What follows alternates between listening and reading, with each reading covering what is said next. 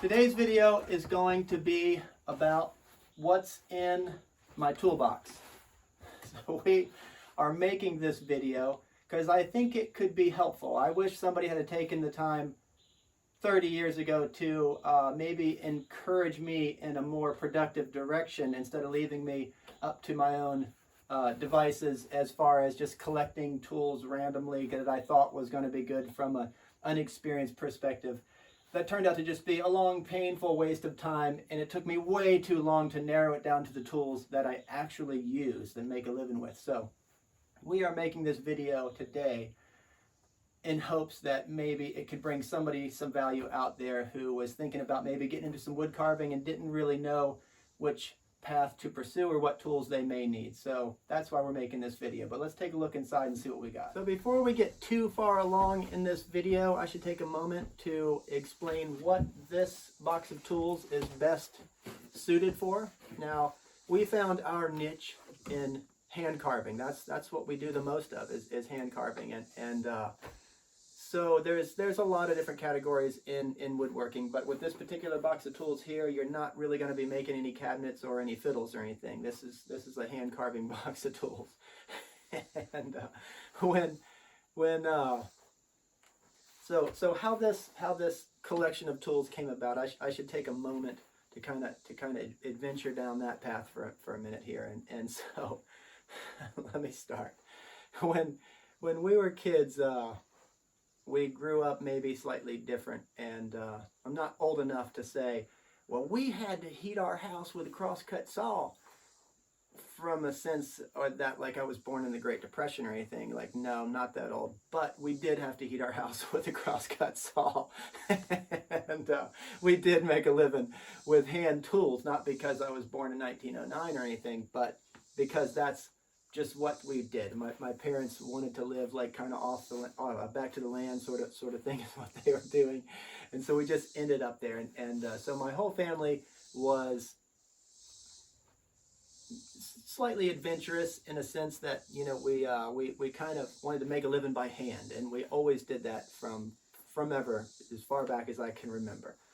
And but in doing that, you know, my dad, he didn't come from a long line of woodworkers. He was born in New York and lived in D.C. and every city across the country. And so he didn't come from a long line of really skilled woodworkers. So we all kind of had to learn it at the same time. But one serious driving force that enabled us to learn it pretty quickly was if we weren't good at it, then nothing we would make would sell, and we wouldn't have any income to buy money or food to eat and not starve to death. So that was a good driving force. Anyway, so as we went to pursue our woodworking careers, like you would, you know, just like you always do, you'd ask this and seek information. But at a very early age, I realized like most information is just from the standpoint of old wives' tales. It's not actually real, but being a kid, you didn't really know that. You would look up to these older men and be like, wow, I'll use this information. I need to go home and collect 30 hand planes, and then I need to collect a bunch of draw knives that repeat themselves over and over and over again, and I struggle to find a use for any of them, but somehow this will bring me magic value. And that's when I realized that most of the information in the woodworking world comes from the standpoint of like a hobbyist or like a collector or old wives' tale.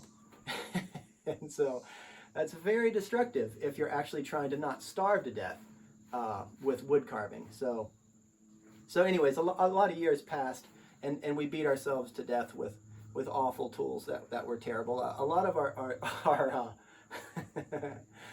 of our here in the States, here in the United States, we didn't get much information because it was mostly wives' tales. Now, when we got down to Mexico, there was a lot of like more hands-on people down there making a living with hand tools, and so we got a lot more of our technique from them, which was good because we could see people making a living carving bowls, and we could see people making a living making like stick chairs and different things like that. But again, that was kind of destructive too, because the tools that they were using were awful. Like they were using machetes and things like that because that's just all they had. Now a machete is pretty efficient when you got to go cut some briars down or some brush, but it's ultimately a piece of mild steel that doesn't really even have like a high temper at all, and you can file it. That's just how soft it is. It doesn't take a good edge, but we didn't know. So we saw that the Mexicans using these machetes and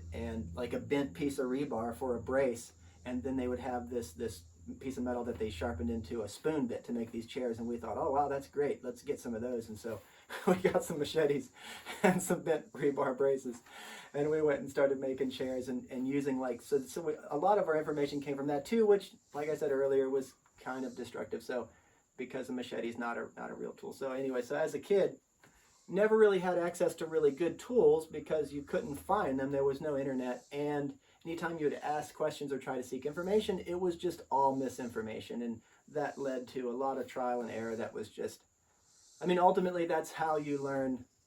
The best way to learn is through trial and error, and there's no real easy way to learn a hard lesson, and there's no substitute for experience either. So anyways, that back to the point, that long painful learning curve there got us to this refined machine that you see here today.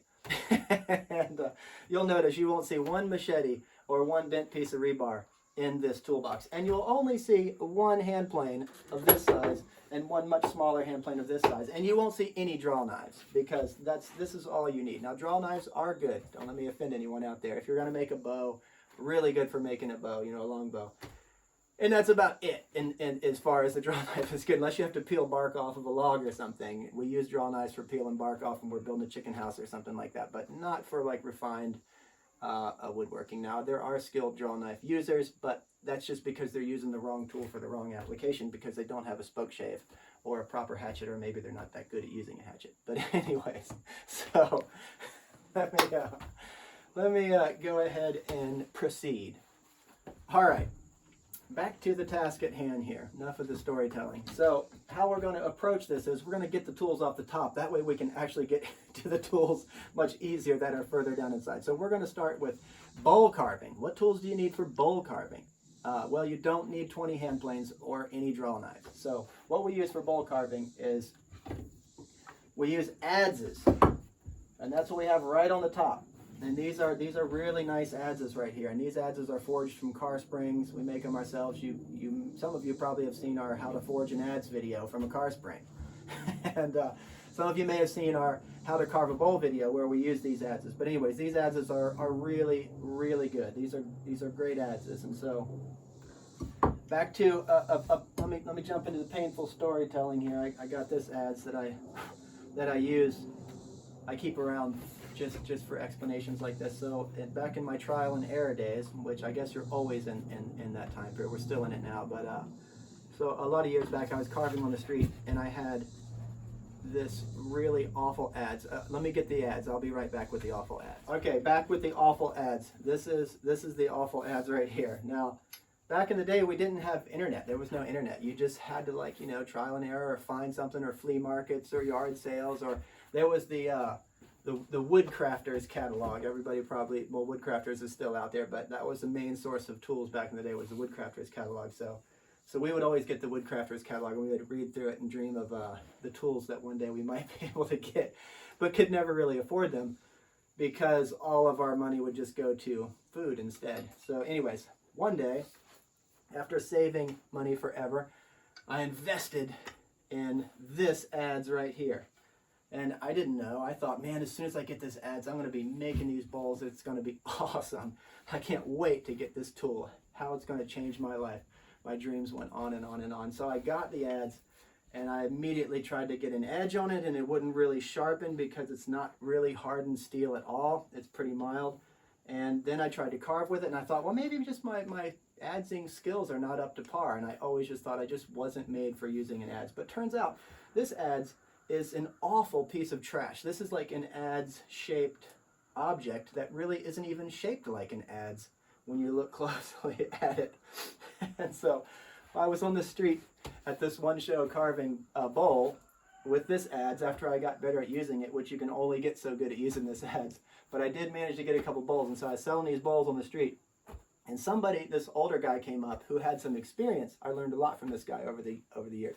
He came up and he watched me carving, and he was like, yeah, that is an awful adze. You need a better one. And so out of the kindness of his heart, he went and he bought this adze for me, and he gave me this one. And man, when I went from this adze to this one, it changed my life. And so I was like, wow, this is a great tool. This is really good. And so I commenced to carving, and man, it really improved my ability to produce bowls. So I thank that guy, old Jim Amarine was his name. He was a pretty old guy then, and I hope he's still all right now. Old Jim Amarine. Thank you, Jim Amarine. Anyways, he gave me this adze. And so it really changed my life. So I started to use this one for a long time. And then I started to notice a lot of negative aspects of this adze. But this became the adze that was available. This was like the high grade adze that you could get. You could get it in, at this point, internet had come along, and so you could get online and find these, and they're really expensive. And anyone who knows anything about adzes, this is what they expect to see. Anyway, so I started to learn a lot of like how this adze was really handicapping my progression. So that's whenever we started to make our own tools, and we started to experiment with car springs, making hatchets and different knives and different adzes. And so we started making these adzes, and you can see that, man, this is what changed our world right here. By the time we got that far, I mean, you can just see that. Look at that machine. This is the timber hog right here. And man, this thing is so fast. And then we realized that you could make them with and it was something I'd never thought of. I just thought of, you just get an adze and that's all you have is that one adze. But then when we started to make them, we realized that you could make an adze that favored different radiuses. And so this adze right here is a really aggressive adze that really just digs in and just moves so much wood, because that's the attitude we've given this adze when we made it. So it makes a real big radius, a real big radius. Now, that's really good for rough out, but it doesn't do you any good as far as finishing up your bowl goes. So we started to make these other adzes. Now this adze here is,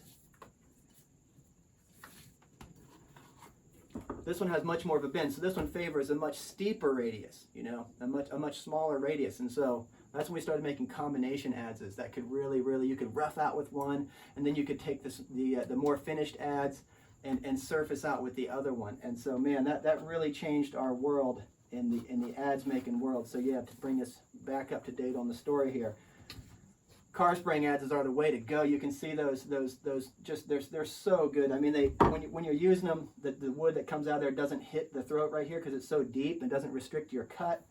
You have the ability to make them specifically for the job that you want. So yeah, these really changed our life in our bowl carving world. So that really progressed us.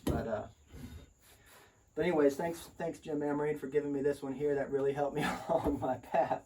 And this is our third adze right here. Now this one right here, man, you can just get right down in a bowl and it'll carve the deepest, most steepest turn you've ever seen. Amazing. So that was something I didn't know when I started to work with adzes. I didn't know that each one of them had a specific task. I don't know how many people, I don't think really anybody knows that. But anyway, that's a valuable piece of information that 90% of you guys watching will think is completely useless. But there'll be 1% that really thinks, man, I learned something here today. Okay, so back to bowl carving. We use our adzes for bowl carving, and we use our hatchets for bowl carving. So now, yeah, let me start. A good place to start too is talking about where we started with hatchets. Now, where we started with hatchets is we didn't have hatchets, we had machetes. Because that's what we thought, that's what we saw people using it. That is wrong, man. A machete is not a woodworking tool. That's for cutting grass. But anyway, so eventually we got some good hatchets. And so one of the early hatchets that we found were these Fiskars hatchets. And these Fiskars hatchets are really good. You can buy them at Lowe's and Walmart for $24 or $26 or something. But these are not trash. There's a bunch of videos on YouTube of dudes doing reviews, and pretty much every review is really good. And I don't see why anybody would make a bad review, because they're not bad. These are real tools. You can really carve with this Fiskars hatchet. So yeah, that really got us into the hatchet world, and that was really good. After painstaking like trial and error, going through flea markets, find different hatchet heads, that wasn't very good. And eventually we found the Fiskars, and the Fiskars was really good. But it only took us so far. And then we started forging our own hatchets. And again from different, this came from a piece of torsion bar from underneath a Toyota. And so when you forge your own hatchet, you have the option of hardening it to the specific hardness that you want. Like a Fiskars is pretty mild. You can file them, and they're that way for a reason. So if you're out in the bush and you're chopping limbs or something and you hit some sand or you hit a rock, it'll put a nick in it, but then you can file that nick right back out really, really quickly. So in a proper wood carving hatchet, these are really, really hard. You can't file these. And so if you get a nick in it, it's way harder to get that nick out. But you're never out chopping rocks and roots with this proper hatchet, so you never get a nick in it. But anyways, yeah, so with the ability to harden the steel how we wanted it, and to actually get the bevel on here that we wanted, that really changed our life too. So hand forging hatchets really, really, really helped us out. I've got a couple of them here. This one's a little heavier than this one. This one's pretty light. This one has a much steeper bevel. This one here has it's, I'm not sure how to say that, but it's not as pointy. And so this one is heavier and not as pointy on the bevel, so it causes the wood to remove and split off quicker, instead of just sticking in and just absorbing your energy. It might make a deep cut, like the Fiskars will make a really deep cut because it's so pointy, but it doesn't split the wood off as fast. And so the balance between cutting deep and removing debris is a very specific balance, but I won't talk about that too much because I'll bore everyone to death. Anyways, back to the tools we use for carving bowls here. Yeah, back to the bowl carving tools, the ones we specifically use for that. So adzes, we rough out the bowl with a hatchet and dig them out with an adze, and then you'll need a spoke shave. This spoke shave right here replaces the draw knife for me. Now the draw knife is a tool that maybe you need if you're going to go build a chicken house or something. And like I say, a lot of bow makers use a draw knife, and that is a more of a precision thing, following one a growth ring when you're making a long bow. But in general, it's not a very versatile tool, and you don't have much control with it, and it looks like you've used a draw knife on whatever your work is if you're using a draw knife. Now this spoke shave, to those of you that don't know what a spoke shave is, it's basically like a hand plane with a much shorter base, and so it's more maneuverable. But it gives you that same really consistent flow. So a spoke shave is really, really good. Yep, so spoke shave, and then we have our fishtail. Now the fishtail is a nice big chisel that we use. We use this a lot in everything, but especially bowl carving, because we'll use it to dig out the bottom of the bowl or kind of rough out where we make the you'll see how we use this in our how to carve a bowl video. We use the fishtail a lot. So I won't talk too much about it. Pretty straightforward on the fishtail. But anyways, this is closing in on pretty much what we use for carving a bowl. Now, you think, I'm going to carve a bowl, I need like probably 20 gouges. I probably would need, that makes about the right amount of sense. And a draw knife and maybe 6 or 8 hand planes I'll probably need to flatten the surface, but that's not true at all. You don't need that much to do it. So this is what we use. We use the hatchet to rough it out, adze to dig it out, spoke shave to kind of surface off the outside and finish out around the lip, and this gouge to dig out the bottom of it. And that's pretty much what we use. Occasionally I'll throw in this this North Bay crooked knife right here to kind of do some fine work, but that's pretty much it that we use. Well, no, that's not true. We use where's it at? Right here, my little gouge. I'll use this too occasionally to kind of rough out some things on it, but that's not too many tools. You can see that's just a small handful of tools. That's what we use for bowl carving. But let's move on to spoon carving now. So for spoon carving, you don't really need that many things. Like a lot of beginner carvers think about, or beginner woodworkers think about approaching woodworking from the standpoint of learning how to carve spoons, that is a good way to approach woodworking because of a lot of things. But one specific thing is, when you go to get wood to carve a spoon with, you can go into the woods and you can, like a tree that's fallen over from a storm or something drifted up, some driftwood on the side of the river or something, but you want to get like kind of green wood. But when you go to carve spoons, you carve green, and so you don't have to have this store of dried wood, or you don't have to spend a lot of money on wood, and you don't have to store any of it. You can just go into the woods and cut you a limb and split into it, and you're carving for nothing. And so to get into that is really good, because if you're going to get into woodworking, you think, oh, I'm going to make cabinets. Well, the first thing you're going to need is a giant shop and a big place to put all your stuff and all these tools and routers and table saws. And you're going to need $1 million and completely like super like zero humidity kiln dried lumber. That's completely unrealistic. You're never going to get into woodworking if you think all I need is a $15,000 investment plus my $40,000 shop, and then I'll be ready to go. So that's totally unrealistic. But if you want to get into woodworking and you want to start carving some spoons, you really don't need that much. You need a tiny little box to put a couple of tools in, a hatchet and a few knives, and you're ready to go. And you can just get wood whenever you need it with a tiny little pruning saw off the side of a trail somewhere, or down by the beach or down by the river or something like that. Or there's always somebody taking down trees, or you can call some tree removal arborist guy, and he'll have unlimited wood that, you know, more than you could ever carve. So anyways, yeah, that's a good place to approach it, is spoon carving. So let's talk about what we use for spoon carving. And again, a large portion of our living comes from spoon carving. And spoon carving is it's a neat part of woodworking, because it's pretty simple as far as the basics go, but then also it has every element that you need to really train your eye and to learn how to really get involved in some maybe more complicated carving projects. So let's see what we use for wood carving. What we use is a good hatchet. Number one, got to have a good hatchet. And then we use, let me get my leather case out here. You can see I have this really nice leather case that I can put up to 5 tools in. And if you don't have a leather case on your tools are going to get ruined. Every tool that you have should have a case on it, or a specific holder in your toolbox, but you have to have some way to protect that edge. Okay, so anyways, back to the topic at hand here. So yeah, spoon carving. You need a hatchet, and you need a couple of crooked knives. And so I have these two right here. This is North Bay Forge. Look these dudes up. You can buy these knives. They are not very expensive. I think they're like $60 a piece or something like that. And they should be, I think, around $1,000 a piece, because that's how much value they bring. These are good tools. Anyways, North Bay Forge. Look these guys up. Now, a lot of spoon carving videos you'll see on YouTube, they'll be using these single hook knives where they're trying to get both of these knives in one. And I think it's like a moire or something.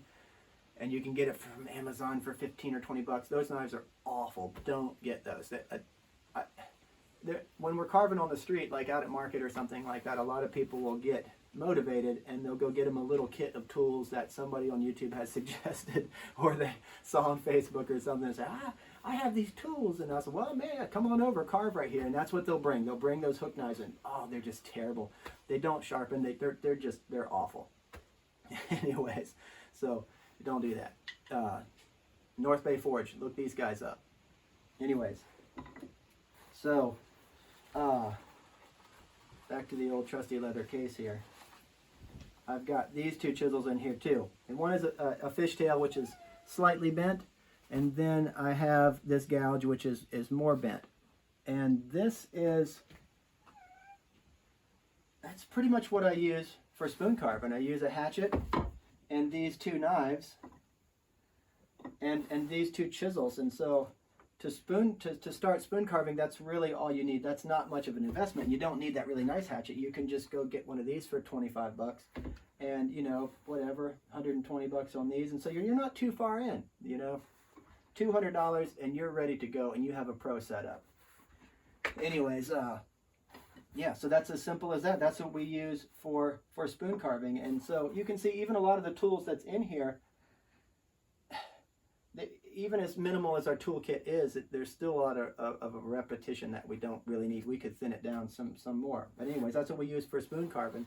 So let's dig in deeper and see what else we have in. Another thing we have in our toolbox is what we use to sharpen our tools, to keep them at peak performance. Now, what we have in our toolbox is sandpaper. This is what we do, the shaping with all our metal, all our edges. We shape with this, and we do the fine honing, the stropping with this strop right here. It's nothing but a board with a piece of leather glued to it. I explained it better in our how to sharpen video. Anyways, yeah, so you can have all of the greatest tools in the world, and none of them will do you any good at all if you don't know how to keep them sharp. So keeping them sharp is really, really important. You don't have to have a lot of stuff to do that. You just have to have one thing, and that is the ability to know how to do that, which is actually fairly simple. We explain it in the How to Sharpen video. Check that out. Anyways, back to the sharpening stuff. So we have our compound and our strop and our sandpaper, and that's what we have in here. That's all we use. I do have a set of stones in here, and I'm not big on stones. I don't really like stones, but I do have a set of stones in here for sentimental purposes. And the same guy that gave me the ads gave me these stones, and this was before he really learned how to sharpen too, because that's where I learned a lot of my how to sharpen was from him, Jim Amory, and he was a big influence in my woodworking career. So I just keep these for sentimental purposes to remind me of the dark times back before I knew how to actually sharpen. So I'll put these back in here. Anyways, that's what we carry in our toolbox all the time to sharpen. That is pretty simple, and that keeps all our tools in peak performance. So let's go in deeper and see what we can find. So in our carving videos, you'll see that we don't really like to do things that you don't understand what it is you're doing, and you don't like to do that for a lot of reasons. One, because you're missing half of the reward. No, I would say you're missing 90% of the reward. So if you go to carve a spoon or a bowl, and you think, I'm going to carve this spoon or bowl because I need this bowl or I need this spoon, yes, a bowl and a spoon can improve the quality of your life, but the ability to learn and the ability to make things, that can improve the quality of your life a lot more than a trivial bowl or a spoon can. So if you go through the stages without learning what it is you're doing, man, you're missing out on, like, I would say 90 to 99.9% of what it is that you're actually doing.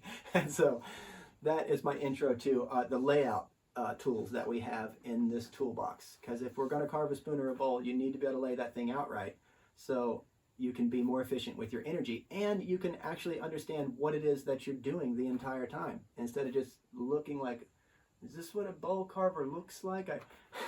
I'm watching a couple of videos on YouTube of these guys carving these bowls, and I feel so bad for repeating this right now, but the one guy, the one comment said, alternate name for this video is how to carve a squirrel canoe. And although that was really funny, it was also really mean, because the guy taking the time to make that video put his heart and soul on the line, and he was not a pro wood carver or anything. He didn't even have that good tools, but he was out there and he was doing it. And so I respect him for that. At least he was brave enough to put that video out there. But sadly enough, I am using that as an example of, like, if you don't know exactly what you're doing, you can be less than efficient. So it's best to take the time to kind of follow the steps, and that enables you to better monitor your progress, and so you can learn from your mistakes. So anyways, yes, let's take a look at the actual layout tools that we have in our toolbox right now. We don't have that many, but we have enough. And so we have a straight edge and a way to measure. Very crucial, super essential. We have a T-square. This enables us to get 90 degrees. It also, we use it all the time for a slide gauge. You can set it in whatever and run your pencil across here for gauging different things, or depth gauge. T-square is really, really good. You don't need a big one or anything like that. This is what we have in there. And I also have this little box right here with my pencils and another smaller straight edge and ruler and compass. The compass you use all the time. You can use the compass for measuring and laying out spoons and getting symmetry. A compass is really, really important. And then I have further down in here just a really small tape measure. And I only have this tape measure because when I'm talking to people at different shows, they'll be like, yeah, can you make me a bowl? I want it to be, man, I want a nice one. I want it 4 feet, 48 inches. And that's basically a canoe. You could get in that and paddle down the river, because a lot of times people don't have any concept of dimension or anything. And so I have to use this to reel them back to reality, that maybe 48 inches is a bit big for a bowl. Maybe we should bring it down. So this is my this is what I use to bridge that communication gap, is this this tape measure. Anyways, so now I have my my little box right here, and in this box I've got a piece of string, and this string is some super low stretch nylon right here, some marine grade cordage from back in the old sailboat days. And then I have some finish nails, and just random finish nails. Now I use this box right here for laying out the ovals on top of the bowls that we're carving. And in our How to Carve a Bowl video, you'll see how to lay out an oval with string and nails, which is a neat geometric trick that everyone should know anyways, because laying out an oval is a pretty neat thing. So yeah, look that up, How to Carve a Bowl. Anyways, that is what we have for our layout tools right there. That's what we do the bulk of our layout with right there. That's a pretty simple kit that easily fits in our toolbox. Anyways, let's dig in deeper and see what else we can find. So another thing we have, this looks like a silly thing, but it's not that silly. This is super crucial. This is it's a leather cuff that I put on my right hand here when I'm carving, because when you're carving around the edge of a spoon, you end up you pry off of the side of your wrist right there, and man, you'll get a blister in a minute, and it'd just be really uncomfortable, and you can't be very direct with your energy because you're always worried about hurting your wrist. So if you have that leather cuff, you can see how much wear is right there on the side of it, and all that wear would be right on my my wrist instead of the leather cuff. So yeah, the leather cuff is crucial, easy to make, and really, really good to have. So let me get this thing off here. And again, we've got our trusty mallet right here. We use this a lot for, any sort of chisels that you have to bump, kind of encourage, and some controlled movements for 1,000 different reasons. You have to have your good mallet, so that's the mallet we got right there. Bang, bang, that's how that works. And then we've got this flat 1.5 inch bevel chisel right here for if we got to cut some mortises or some tenons or something like that. We've got that, and that kind of gets us in the realm of that. But in reality, you need more if you're going to think you're going in the direction of timber framing. But this is enough for what we do for right here. Anyways, yeah, let's spin this sucker around here. You can see we've got these leather ties. That's where our hand planes swing from. And I've got my big plane over there, my smaller one over there. But let's spin this thing around and go and take a look at how it's actually made. So in here we have, there's a couple of things that we use. I do use this gouge often. I'll use that gouge a lot on the bottom of bowls or sometimes on spoons. I'll even use this gouge here on spoons depending on how big it is. And but then, the old spoke shave, we use the spoke shave all the time. Got to have a spoke shave. And this is a good carving knife too. This is a moray, but it's not one of the hook knives. This is, you can get these, I think, for less than 20 bucks on Amazon. I think we might be able to, I'm not sure I'm pronouncing it right. Moray, whatever. And these are really good knives. You need one of these in your collection for spoon carving. You can get by with just the hook knives, but it's nice to have one of these, and they're not expensive.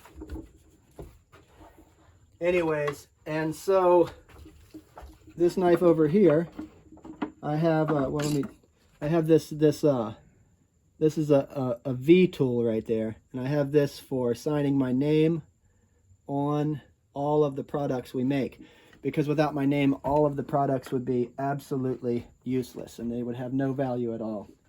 And then I have, this is the saw that I have, which isn't the best saw in the world, but it does fit my toolbox really, really good.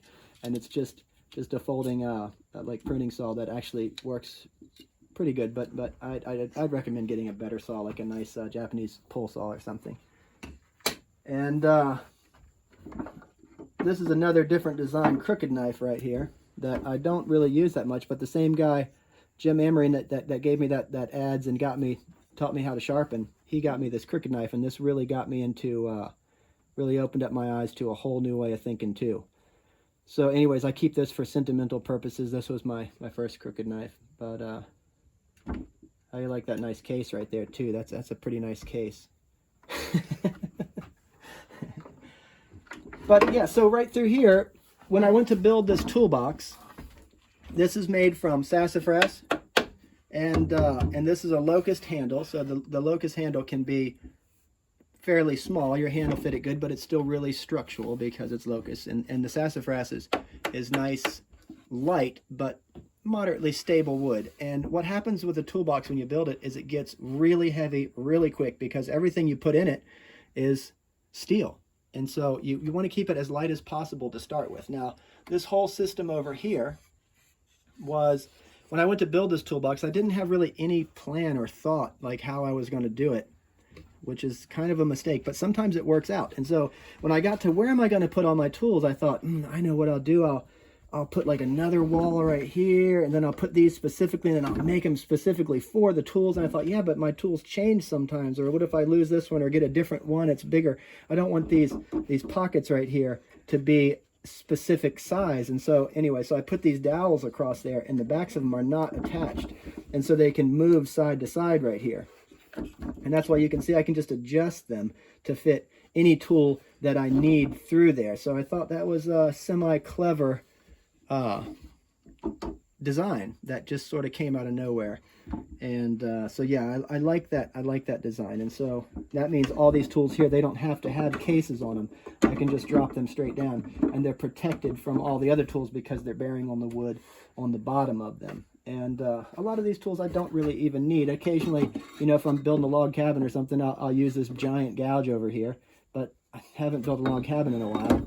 And I have a lot of repetitive things, like this is a fishtail. You can see how rusty it is. I don't really use it that much.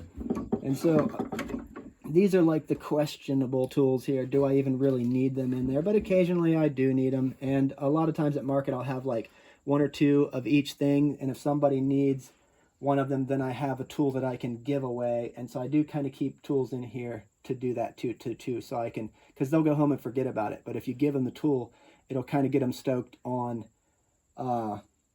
you know, keep the fire going in the direction of learning how to carve. And so I kind of keep some repeats in there. So anyways, that's my toolbox right there. And that was a long description of what is in it and why those things are in it. And I wish somebody 20 years ago had taken the time to sort of explain things to me in the way I explained it to you, because it would better help. Now me, I'm delivering this message from a standpoint of I make a living with this toolbox, and so this is not a hobby or like a collector's perspective. This toolbox earns money, the ability to not die,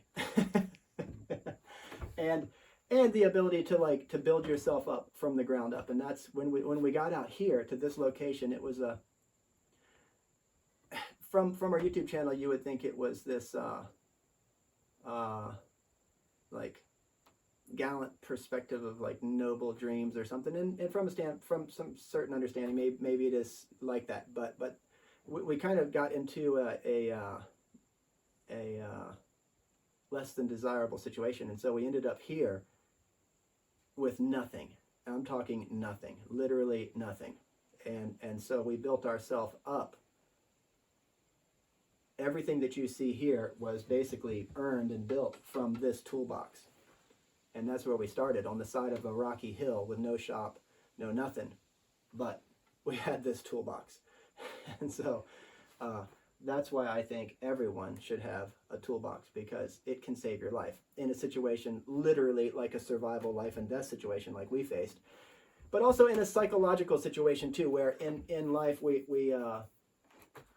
in our daily routines that we go about, we kind of just get we get separated from our dreams and from our inspiration and from our desire or ability to create, and so much about modern lifestyle takes us away from all that. Not to get too deep into the philosophy of wood carving, but